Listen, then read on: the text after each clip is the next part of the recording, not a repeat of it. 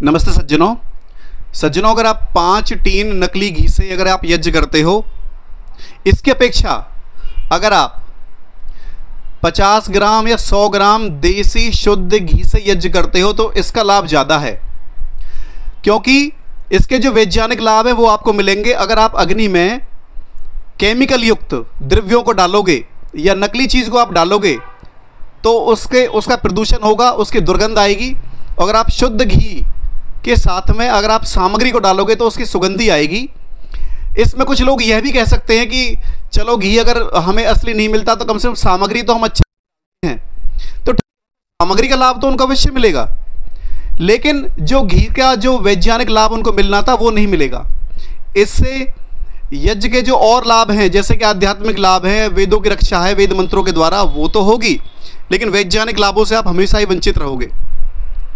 बहुत सारे लोग देखे जाते हैं जो 1 टीन 2 टीन 5 टीन घी का जो दान करते रहते बड़े बड़े हवनों में, और बड़ा एप्रिसिएशन लोग करते हैं। इसकी अपेक्षा अगर वो किसी किसान से या अपने घर पर भी अगर थोड़ी सी मेहनत कर लें और 1 या 2 किलो घी अगर या 5 किलो घी का भी अगर वो प्रबंध करके अच्छा अगर प्रबंध करके दे दें तो उसका लाभ उनको, उसका पुण्य उनको ज़्यादा मिलेगा।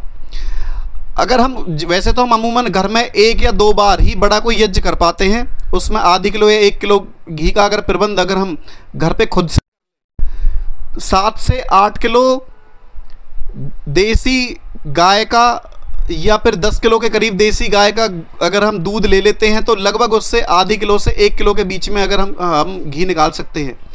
यही बात हम भैंस के दूध पर आती है। अगर 7-8 किलो या 10 किलो के करीब अगर आप दूध ले लेते हो भैंस का, तो उसमें भी लगभग आधी किलो से ज़्यादा आप घी निकाल पाओगे। तो हम इतनी मेहनत तो हम कम से कम अपने घर पे कर ही सकते हैं। अगर जो इतनी मेहनत भी ना कर पाए तो वो बाहर से लें, किसानों से लें, किसी विश्वस्त व्यक्ति से लें। यही बात सामग्री के लिए आती है। सामग्री भी हम मार्केट में लेते हैं तो वो चूरन जैसी मिलती है, उसमें रेत रहता है और उससे हम घर में यज्ञ कर लेते हैं। पहली बात तो मार्केट में अच्छी कंपनियां भी उपलब्ध हैं जो बढ़िया सामग्री देती हैं, जैसे पतंजलि हो गई और MDH हो गई, गायत्री हो गई। अगर आप इनका अगर आपको यह भी ना मिले अपने आसपास तो साधारण सी कोई सामग्री ला करके घर पे मखाने और ड्राई फ्रूट्स ला करके और शुद्ध घी से हम चाहे करें, लेकिन शुद्ध से करें, शुद्धि के साथ करें। बहुत सारे लोग ऐसे मिलेंगे कि भाई अगर हम नहीं मिलेगा तो क्या यज्ञ करना छोड़ दें? भाई बिल्कुल छोड़ दो, बिल्कुल छोड़ दो। नकली घी से यज्ञ करने का कोई लाभ नहीं मिलेगा, शुद्ध घी से यज्ञ करने का ही केवल लाभ मिलता है।